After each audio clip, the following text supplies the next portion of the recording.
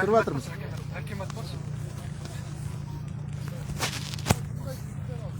Tatlanaş. Bundayım. Yılmaz basaysın be.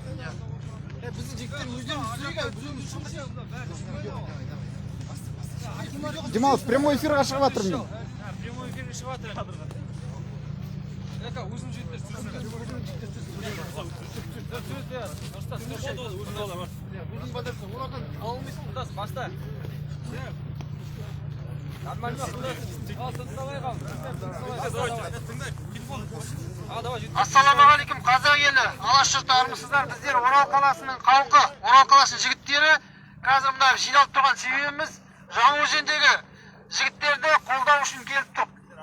Себебі газ қымбат, тамақ қымбат, үкіметтен мына халықтың жағдайы нашар, соны талап етіп келіп тұр. Жаңаөзенді қолдаймыз жігіттер. Жігіттер, бұл жерде қалай? Газ қымбат, газ бізде ертеректе көтерілді, ертерек. Осыдан күзде көтерілді, былтыр көтерілді. Сондықтан газдың бағасын түсірсін, олардың біздер Конституцияның 38 бабы бойынша тек халықтың үндеуі. Ешқандай ешкім бүлік, ешқандай жасап тұрған жоқ бұл жерде. Тек қана бейбіт шеру, бейбіт түрде айтып жатыр бұл жерде. Құрметті елбасы, бізді тыңдаңыздар, халықпен бірге болыңыздар. Өздеріңіз 60-70 мың теңгеге халық құсап, күн көре алмайсыңдар. Газ 50! Газ 50! Газ 50! Газ 50! Газ 50! Собравшись, я озвучил свои первые требования. Бұл жерде бәрі тамақ бәрі қымбат, сондықтан халықтың жағдайы нашар. Халықты ойлаңдар сендер, үкімет басындағылар. Ана жинаған ұрлағандарыңды көрге алып кетпейсіңдер ешкім. Көрге ешкім алып кетпейді. Жігіттер, ел басындағы үлкен ағалар, келінде қалта болмайды, естерінде болсын. Келінде қалта болмайды. Жігіттер, ойлаңдар.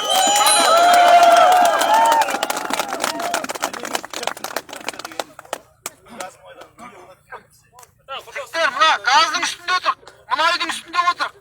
Алаш, біздің ата-бабамыздан қалған жер қазақтікі ме? Жер қазақтікі жігіттер. Мына тұрған видеоға түсіріп тұрған мына біздің бауырлар мына. Видеоға түсіріп тұрған мына қазір милициялар мына сотрудниктер дейді. Сендерге айтарым мына, халықпен бірге болыңдар.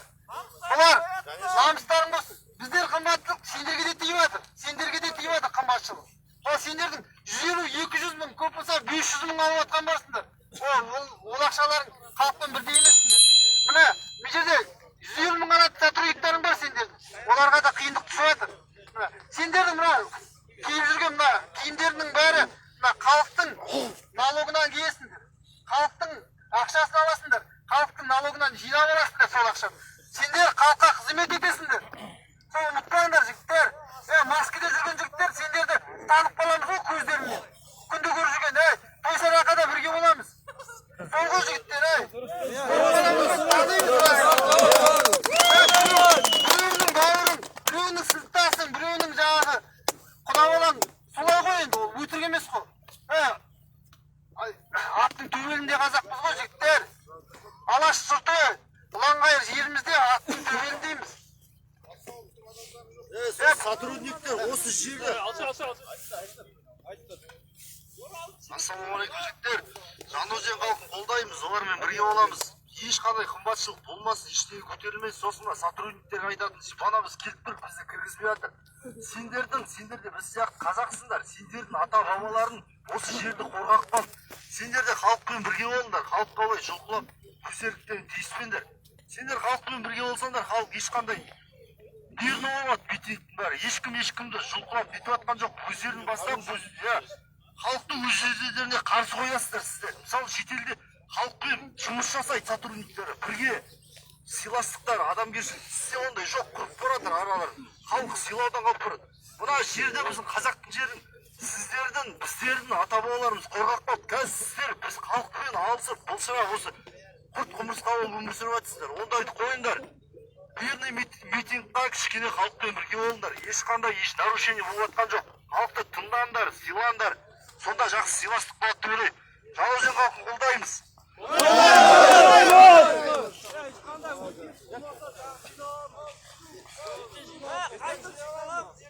Ал енді құрметті қазақстандықтар, біздер қоғам белсенділер айтарымыз Жаңаөзенді қолдаймыз. Жаңаөзенді қолдай тұрып қана қымбатшылық деген, газдың қымбатшылығы деген, ол тек қана бастапқы тақырып. Бүкіл қазіргі мына биліктегі отырған ғана жемқорларды, солардан ғана, соларды өздігінен ғана кетпейтін бар ма? Онда қолдарынан ештеңе келмейтіндер бар ма? Біздерге, халыққа ғана, тек қана халыққа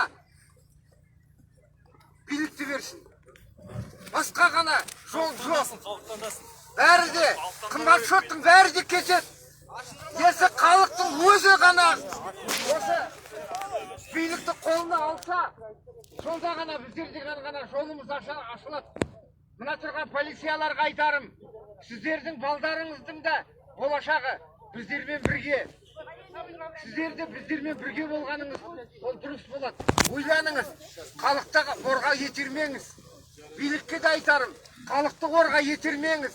Ол деген ешқашанда мәңгілік жерде ғана сіздерге кешірім болмайды.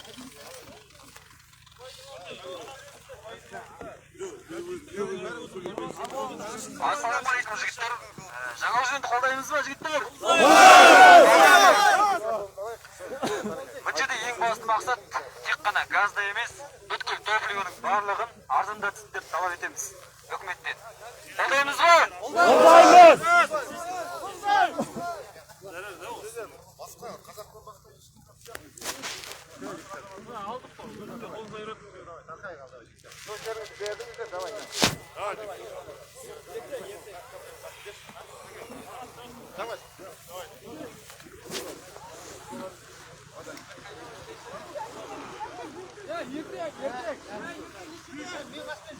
Що, жігіттер, тарқайға.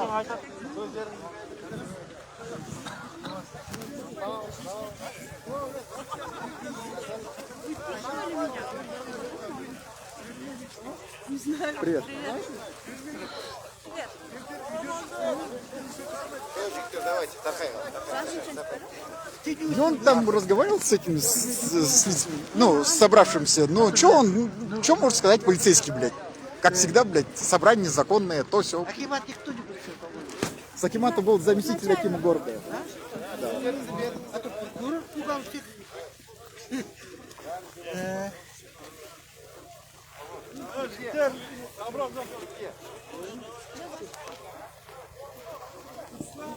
Не, я сказал, что пускать. Полковник сам сказал, что пускать. Короче, Жаншин, полковник, это первый заместитель начальника департамента полиции. Вот он только что предложил собравшимся разойтись, сказал, что, ну, как всегда, собрание незаконное, ну и прочая херня там, короче, вот из этой же оперы. Люди пока стоят на площади, никто никуда не уходит.